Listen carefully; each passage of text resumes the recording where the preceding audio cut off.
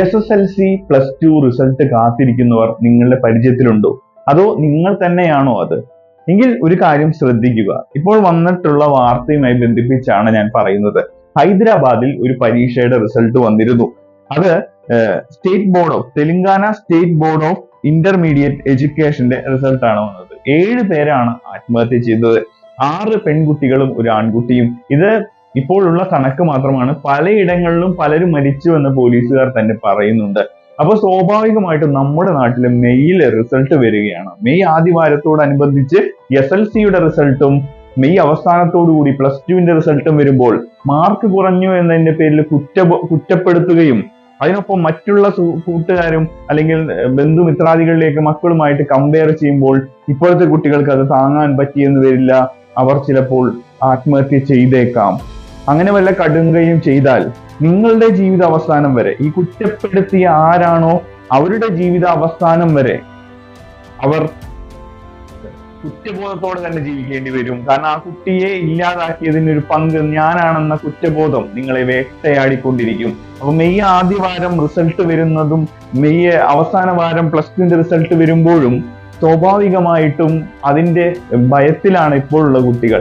കാരണം SLCക്ക് എത്ര മാർക്ക് കിട്ടും, ഫുൾ A+ കിട്ടിയില്ലെങ്കിൽ അതിനെ എങ്ങനെ ബാധിക്കും? ഇപ്പോൾ വെറുതെ ഇരിക്കുന്ന കുട്ടികൾക്ക് വേണമെങ്കിൽ നീന്താനായിട്ട് ഇപ്പോൾ പഠിക്കാൻ പോയി കഴിഞ്ഞാൽ അതിന് ഗ്രേസ് മാർക്കൊക്കെ ഉണ്ട്, 2 മാർക്ക് ഗ്രേസ് മാർക്കൊക്കെ ഉണ്ട്. അതൊക്കെ ഇപ്പോൾ പ്രയോജനപ്പെടുത്താം. ആ ഒരു കാര്യം കൂടി ഞാൻ ഇവിടെ പറയാണ്. മാത്രമല്ല 10ലെ മാർക്ക് നമുക്ക് +2ന് ചേരാനാണ് ഉപകാരപ്രദമാവുക.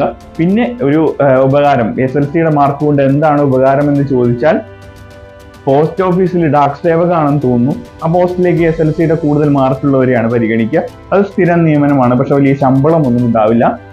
ഇതാണ് ഒരു SLCയുടെ പ്രധാനപ്പെട്ട ഗുണം. പിന്നെ മിലിറ്ററിയിലേക്ക് പോവാം, പുറത്തേക്ക് യൂറോപ്യൻ രാജ്യങ്ങളിലേക്ക് പോവാം, പഠിക്കാനായിട്ടൊക്കെ പോവാം.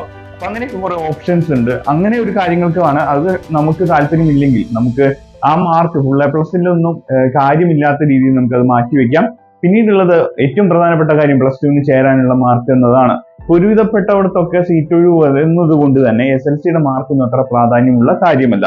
അപ്പോൾ SLC എന്ന് പറയുന്നതിന്റെ റിസൾട്ട് വരുന്നതോടുകൂടി നിങ്ങളെ കുറ്റപ്പെടുത്തുകയാണെങ്കിൽ നിങ്ങൾ മനസ്സിലാക്കുക, ഇത് ജീവിതത്തിന്റെ തുടക്കമാണ്. ചെറിയ ചെറിയ കുറ്റപ്പെടുത്തലുകൾക്ക് നല്ല രീതിയിൽ ജീവിച്ച് മറുപടി കൊടുക്കണം. അതായത് ഈ മാർക്കല്ല തന്നെ ബാധിക്കുന്നതെന്നും ഭാവിയിൽ താൻ കാണിച്ചു കൊടുക്കും ഞാനായിരുന്നു ശരിയെന്നും നിങ്ങൾ ഉദ്ദേശിച്ച പറഞ്ഞിരുന്ന ആൾക്കാരെക്കാൾ ഉയരങ്ങളിൽ എത്താൻ, അതായത് എന്നെ സംബന്ധിച്ച് എന്റെ മനസ്സുകൊണ്ട് എത്താൻ സാധിച്ചു എന്നും കാണിച്ചു കൊടുക്കാൻ നിങ്ങൾക്ക് സാധിക്കണം. അപ്പോൾ +2ന്റെ റിസൾട്ട് ആണെങ്കിൽ അതും പട്ടാളം, അതായത് മിലിറ്ററി എന്ന് പറയുന്ന ഒരു അതിലേക്കോ അല്ലെങ്കിൽ നേവി, എയർഫോഴ്സ്, ഇതിലേക്കൊക്കെ നമുക്ക് ഓപ്പർച്യൂണിറ്റി ഉണ്ട്. +2ന്റെ മാർക്ക് അതൊരു 50-60% മാർക്കാണ് നമുക്ക് കൂടുതലായിട്ടും ചോദിക്കാറ്. പിന്നെ നേഴ്സിങ്ങിന് പോകാനും മറ്റുമൊക്കെയാണ് നമുക്കത് ഉപയോഗിക്കുക. അതിപ്പോ വളരെ ഈസിയാണ്. മാർക്കിന്റെ കാര്യത്തിലൊന്നും പേടിക്കേണ്ട കാര്യമില്ല. പക്ഷെ ഇതുപോലുള്ള കടുങ്കൈ നിങ്ങൾ ആരും ചെയ്യരുത്. നമ്മുടെ കേരളത്തിൽ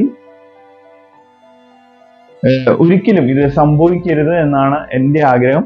അപ്പോ അതുകൊണ്ടാണ് ഈ ഒരു കാര്യം നിങ്ങളിലേക്ക് എത്തിക്കേണ്ടത്. ഈ വാർത്ത വന്നതിന് ശേഷം എനിക്ക് പറയാൻ തോന്നിയ ഒരു കാര്യമാണ്. അപ്പൊ ഇന്നൊരു വീഡിയോയിൽ ഇത് പറയാമെന്ന് കരുതി.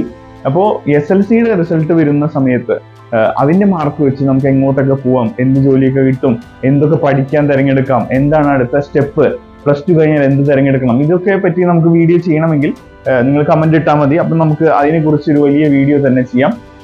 ലളിതമായിട്ട് കാര്യം പറഞ്ഞ് അവസാനിപ്പിക്കുകയാണ്. അപ്പോൾ എല്ലാവരും ഒരു കാര്യം മനസ്സിലാക്കുക, നിങ്ങളുടെ മക്കളോ നിങ്ങളുടെ സുഹൃത്തിന്റെ മക്കളോ നിങ്ങളുടെ ബന്ധുക്കളുടെ മക്കളോ ആരുമായിക്കോട്ടെ അവന്റെ മാർക്ക് എത്രയെന്ന് ചോദിക്കുന്നത് പരമാവധി നിർത്തുക.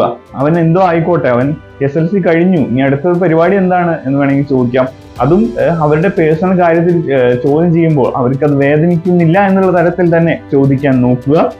ഇത്രയും പറഞ്ഞുകൊണ്ട് ഇപ്പോഴേ ഒരുപാട് കുട്ടികളുടെ സ്റ്റാറ്റസും അവരുടെ പേഴ്സണൽ ആയിട്ടുള്ള ഒപ്പീനിയൻസും ഒക്കെ നമുക്ക് ഇൻസ്റ്റയിലും മറ്റുമൊക്കെ കാണാം. അപ്പോൾ കുട്ടികൾ ഭയത്തോടെയാണ് കാണുന്നതെന്ന് മനസ്സിലാവുന്നു.